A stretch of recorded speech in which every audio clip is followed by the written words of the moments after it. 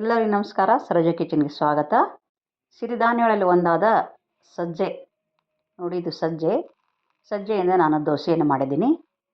ಹೇಗೆ ಮಾಡೋದು ಅಂತ ನೋಡೋಣ. ನಾನು 2 ಲೋಟ ಸಜ್ಜೆಯನ್ನು ಕ್ಲೀನಾಗಿ ಮಾಡಿಕೊಂಡು ಅದಕ್ಕೆ ಮುಕ್ಕಾಲು ಅಥವಾ ಅರ್ಧ ಗ್ಲಾಸ್ ಉದ್ದಿನಬೇಳೆ, ಸ್ವಲ್ಪ ಮೆಂತ್ಯಕಾಳು ಹಾಕಿ 2ರಿಂದ 3 ಬಾರಿ ಚೆನ್ನಾಗಿ ನೀರೆಲ್ಲ ತೊಳಿಬೇಕು. ಕ್ಲೀನಾಗಿ ಧೂಳು ಅದೆಲ್ಲ ಇರುತ್ತೆ. ಆಮೇಲೆ ನೀರು ಹಾಕಿ ಒಂದು 8 ತಾಸು ನೆನೆಯಕ್ಕೆ ಬಿಡಬೇಕು. ಅಕ್ಕಿಯನ್ನು ನಾವು 6 ತಾಸು 5 ತಾಸು ನೆನೆಸ್ತೀವಿ. ಇದನ್ನು 8 ತಾಸು ನೆನೆಸಬೇಕು. ಇದಕ್ಕೆ ಅರ್ಧ ಗ್ಲಾಸು ಅವಲಕ್ಕಿನ ರುಬ್ಬುವಾಗ ನೆನೆಸಿದ್ರೆ ಆಯಿತು ಅಂತ ನಾನು ಇಟ್ಟಿದ್ದೀನಿ. ನೋಡಿ, ಈಗ ಸಂಜೆ ಆಯಿತು. ಇವಾಗ ಉದ್ದಿನಬೇಳೆ ಮತ್ತು ಸಜ್ಜೆ ನೀಟಾಗಿ ನೆನೆದಿದೆ. ಇವಾಗ ನಾನು ಅವಲಕ್ಕಿಯನ್ನು ನೀರಲ್ಲಿ ತೊಳೆದ್ಬಿಟ್ಟು ನೆನೆಯಕ್ಕೆ ಇಟ್ಕೊಳ್ತೀನಿ. ಸಜ್ಜೆ ರುಬ್ಬೋದ್ರೊಳಗೆ ಇದು ನೆನೆಯುತ್ತೆ. ನೋಡಿ, ಸ್ವಲ್ಪ ಹಾಕ್ಕೊಳ್ತಾ ನುಣ್ಣಗೆ ರುಬ್ಕೊಳ್ಬೇಕು.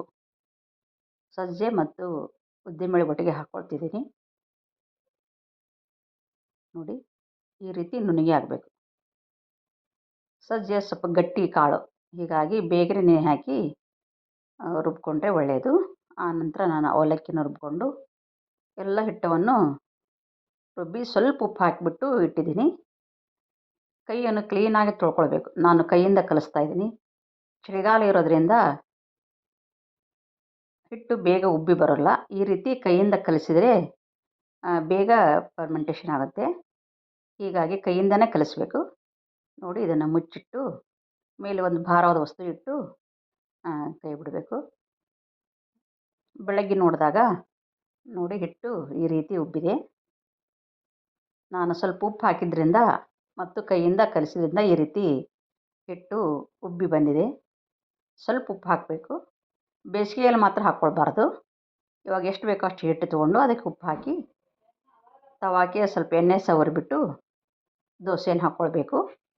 1-2 ನಿಮಗೆ ಮಾಡಬೇಕಾದ್ರೆ ಫಸ್ಟು ಕಟ್ ಆಗ್ಬೋದು, ಆದರೆ ಆಮೇಲೆ ನೀಟಾಗಿ ಚೆನ್ನಾಗಿ ಬರುತ್ತವೆ ದೋಸೆ. ಸಿರಿಧಾನ್ಯಗಳಲ್ಲಿ ಒಂದಾದ ಈ ಸಜ್ಜೆಯನ್ನು ದೋಸೆ ಅಥವಾ ತಾಲಿಪಟ್ಟು ಈ ಥರ ಮಾಡಿಕೊಂಡು ತಿನ್ಬೋದು. ತುಂಬ ಒಳ್ಳೆಯದು ಆರೋಗ್ಯಕ್ಕೆ. ನೋಡಿ, ದಪ್ಪಗೆ ಹಾಕಿ ಸೆಟ್ ದೋಸೆನೂ ಮಾಡಿಕೊಂಡೆ.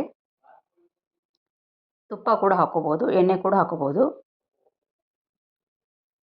ನೋಡಿ, ತುಂಬ ರುಚಿಯಾದ ಆರೋಗ್ಯಕ್ಕೆ ಒಳ್ಳೆಯದು ಇರುವಂಥ ದೋಸೆ ಅಂತ ಹೇಳ್ಬೋದು. ಇದಕ್ಕೆ ನಾನು ಕಾಯಿ ಚಟ್ನಿ ಮಾಡಿದೆ. ನೋಡಿ, ಈ ವಿಡಿಯೋ ನಿಮ್ಗೆ ಇಷ್ಟ ಆಗಿದೆ ಅಂದ್ಕೊಂಡಿದ್ದೀನಿ. ಇಷ್ಟ ಆಗಿದರೆ ಲೈಕ್ ಮಾಡಿ, ಶೇರ್ ಮಾಡಿ, ಪ್ಲೀಸ್ ಸಬ್ಸ್ಕ್ರೈಬ್ ಮಾಡಿ. Thank you.